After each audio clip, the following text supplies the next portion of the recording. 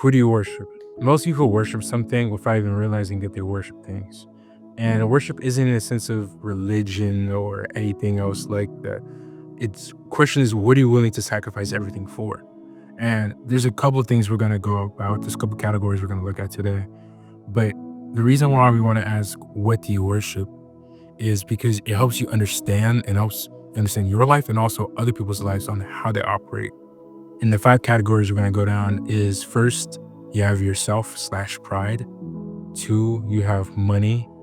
Three, you have your relationships or other people, which could be, for example, relationship with a partner or like your mother in specific. Then you have substances, which could be lust, alcohol, drugs, any of these things. And then, of course, last but not least, the best, God, right? Christ. So the first category we're going to talk about is self, worship of self slash your pride. And the thing is, this can take many different forms and shapes. Because it can take many different forms, we have to be very careful and very, very vigilant of it, right? And when we talk about worship, it may not be for every single thing, but it can be when you're making the decision, which we're going to get into later on as we work through the categories. But like I said, first thing first is worship of self slash your pride. And the first way this could take form is you carrying your own burden. The thing is, we try to brute force life, not even just try to brute force life, we try to carry the weight of the world on our shoulders. And the thing is, we were never meant to carry the weight of the world on our shoulders. It's too heavy. It's way too heavy. Like, it's you wanting to have control over your situation at all times. And the thing is, you don't have full control over your situation because the only person you have control over is yourself. Of course, you still have control over how you process things, how you react to things, and all these things. But when it comes to other people that start adding extra variables inside a situation, you don't have control over them. You don't have control over the weather. You don't have control over that person's reaction to what they're going to say. So when we worship ourselves and our pride in that sense, we now take on everybody's things. We start where we feel responsible not for ourselves, but also how that other person is, how the weather is. Basically, when something bad happens, you especially see it then. When something bad happens, it's like, damn, there's nothing I could have done. Or like, it's just my fault. That's the biggest thing. It's just my fault. And the thing is, when you worship yourself, you start bogging down to yourself. Of course, if stuff doesn't work out for a reason, it doesn't work out for a reason. Like you keep just to put a disclaimer here, if you don't study, don't expect to pass, right? But in the sense of when something doesn't work out and you put all that weight on your shoulders, it's like, damn, wow, I really messed up. Like it's all my fault. And if I would have just done better, da da da da da. The reason why this is a problem is because maybe it was just not meant for you. Maybe it wasn't meant for you, right? And but through the worship of yourself and you basically putting your own burden and carrying that, it's like you now put all that weight on your shoulders when it was not meant for you to bear, right? Which we're going to get until later on because in number 5, Christ carries our cross for us, right? That's why I definitely strive. I'm not perfect, far from it. Far from it. We try each and every day to get better. But it says we're praying that, Lord, just let your will be done in my life, right? Every day you push as hard as you can, you work as hard as you can, using the gifts that God gave you. But then if it's not meant to be, Lord, don't let it be. So then you take that level of weight that you put on yourself and now give it to God. So therefore, you start moving lighter. And that's in this one instance. Another instance could be in a sense of where you feel like the world is supposed to serve you, which is a sense of entitlement. No, the world's a lot bigger than you. All right, relax. That's enough said for that point. Relax. Third, in the sense of worship of the universe, right? The reason why I say worship of the universe is in a sense of worship of yourself slash your pride is because when you refuse to acknowledge the creator and only acknowledge the creation, is basically your pride saying, no, I will not acknowledge, right? Right? So therefore you have to look God in the face, the creator in the face, and say, no, I choose to worship the creation, okay, the universe, rather than worship you. Right? Anytime we choose our decision over God's position, we end up worshiping ourselves and our pride. And it doesn't work out. And the issue is that you give so much weight and you give so much energy to a person that is sometimes your biggest roadblock because we are our own worst enemy. So imagine giving all that weight to your worst enemy. That's what you're doing. We are our own worst enemy, but at the same time, we can be our biggest supporter, right? So why not just give that to somebody that always wants the best for you? He will never lead you wrong. He will never lead you wrong. So why would you give that to yourself? That's not for you. It's not for you. I'm telling you, it is not for you. I cannot stress this enough. It is not for you, right? Give it up. That's why there's all that stress, all that sorrow, because you're just trying to carry everything on your own, right? On your own is too much.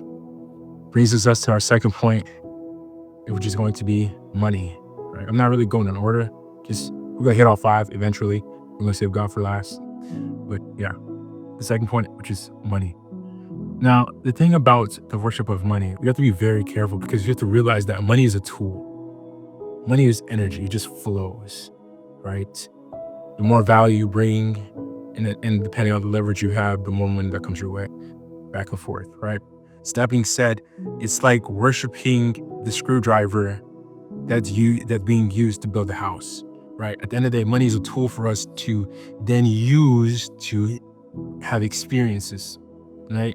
Or used to gain access to something, or used to create movement or a type of response for something, right? But the thing is about when we talk about worship is what you're willing to sacrifice everything for, right? And the thing is, if you're willing to sacrifice everything for money, what does that mean?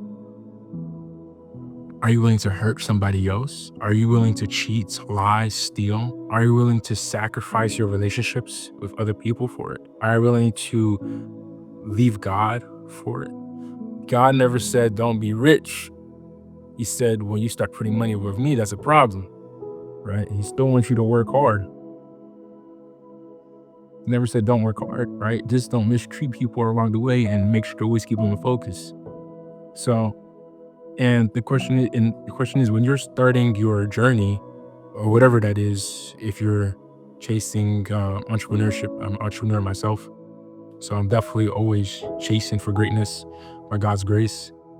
Once you're on that journey, you have to ask yourself, like, is what I'm doing aligning with his plan that he has for me? Is this business decision correlate with the values that God instills, right? Like that's how you can operate yourself. And through that operation, you end up worshiping God rather than money. The moment you start worshiping money, you have to then realize what are you willing to give for that? Because that becomes your North Star in that thing, the North Star.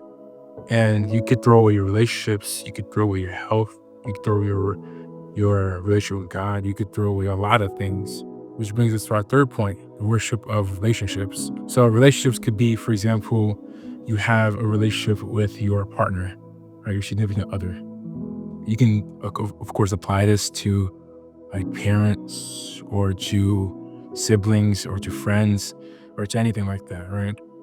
And the thing about with relationships, for example, I'm just keep a significant other for simple terms. It's when you're willing to sacrifice everything for it. But the issue is this: I cannot give you something that I do not have. And as you continue to give, especially in a relationship, you end up neglecting yourself. And therefore, you stop being the person that was able to curate the relationship in the first place. Therefore, it falls apart. Or in the worst case scenario, where somebody doesn't have the best intentions for you, and you end up giving so much, your whole self, for that relationship specifically or that person specifically. That's the disaster waiting to happen.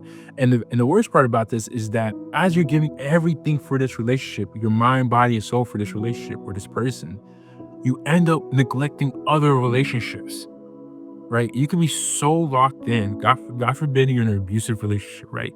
You're giving everything for it because that's who you worship. Like, I cannot live without this. I cannot live without this person. I cannot live without this relationship. I need this person in my life. Yada, yada, yada, yada. Boom. You're so locked in and you end up neglecting everything. You neglect your health.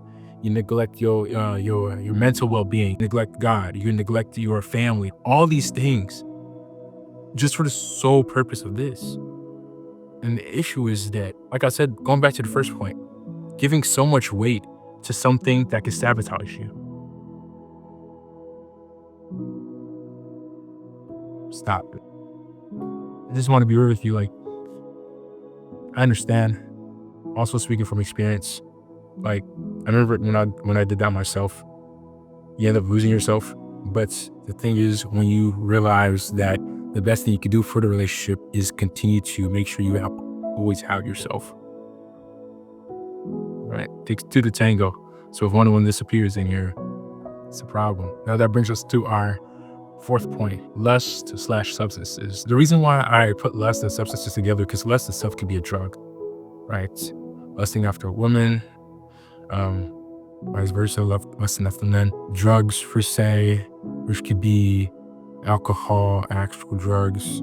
It could be dopamine from your phone. It could be sugar. It could be any of these like indulgences. Of course, I would say this is pretty self-explanatory, but to get into it, your whole life revolves around experiencing that substance. Like I said, this could be lust, porn, drugs, alcohol, food, whatever it is.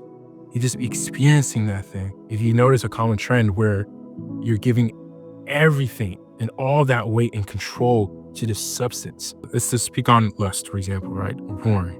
You're giving so much energy to these things. You can't wait to get your next hit, right? You can't wait to get to the next video. Or you start just always thinking about it all the time, all the time, all the time. All your energy is going to that constantly. That's all you think about. That's all you worship. That's everything. Okay, I can't wait to get done with this test. I can't wait to get done with this task. I can't wait to get done with this so I can do that, right? All your energy, so I can do that. I can do that, so I can do that. And it's like a constant cycle that has to be broken because, like I said, what you worship, you give so much weight to. What you worship, I'm gonna say that again, clearly. What you worship, you give so much weight to.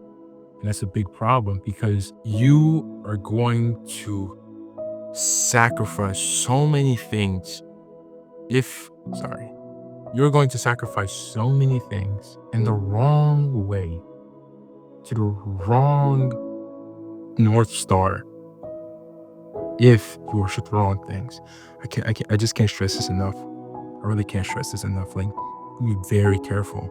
And I just encourage you to just, as I'm speaking, just to reflect over your life and just think about what do you worship, because it's so important. It's so important because you never know. You could actually catch yourself like you didn't really think about it. You worship, right? And the thing about worshiping something is that once you put it on top, anything that opposes it, you start saying no to, even if it's the right thing. For example, if you're stuck in a relationship, in a bad relationship, and you worship that relationship, and somebody comes to like, hey, be careful, man. Like I'm here to help you, get better and so you can get out of there. But since you worship it, you end up saying, oh no, this is bad. The help is bad. So just another point to put in there. But then lastly, God, Jesus Christ, the worship of Christ. Now, this also, I'm going to tie a lot of things back into this. The reason why, to go back, especially for that first point about worship of self/pride and the whole universe thing, but also just an essence of everything and also the burden thing. Once you start worshiping Christ, actually like understanding what it means to worship Christ, and it's a lifelong journey. It truly is a lifelong journey. It's an everyday choice. Like you can't just say yes one day and be cool, right? We have all fallen short of that. I've definitely fallen short of that. And like I said, it's an everyday decision. It's It's an everyday decision. And when you start worshiping Christ, like you give all that weight of having to have control or to make decisions or all these things to Christ. And what does that look like? You don't have the weight of the world on your shoulders. You realize you're not alone when, in just in life, to be honest, when something bad happens, right? You don't have to bear that weight by yourself. When something good happens, you can rejoice with another. When life happens, just in general, just every single day, you can just literally give him the power to and just ask, like, Lord, just take control of my life. And you know that you're giving control to a person that actually wants the best for you, that doesn't do self-sabotage, that doesn't self-criticize, that doesn't hold you back from things that are meant for you. Hear what I said, meant for you, not what you want, meant for things that are actually necessary and that are meant for you. You may think you want $100 million. You may think that you want to achieve that, you deserve that, you're going to, and you may never achieve that. Now, that could be of a couple of reasons. One, you just never worked hard enough for it. Two, God never went into your plans. Now, here's the thing about this. I know I'm really tying this into like financial success, but of course you can apply it to different situations. If you do not work hard enough for something, do not think that God didn't meant it for you. That's not what I'm saying. No. Faith does not replace hard work. Faith without work is death. Insert verse here. Cool. We're back to it. So you give all that weight back to God. He already took the cross. Why are you trying to take it back? Like literally, why are you trying to take it back? Okay, now that we've established that, another thing, going back to tie this into why it's important to worship God, right? The beauty about it is that when you worship God, everything that you do in your life aligns with God. You become a higher level being. You operate at a higher level state. And what does that mean? You're more loving. You're more patient. You're more forgiving. You're more joyous.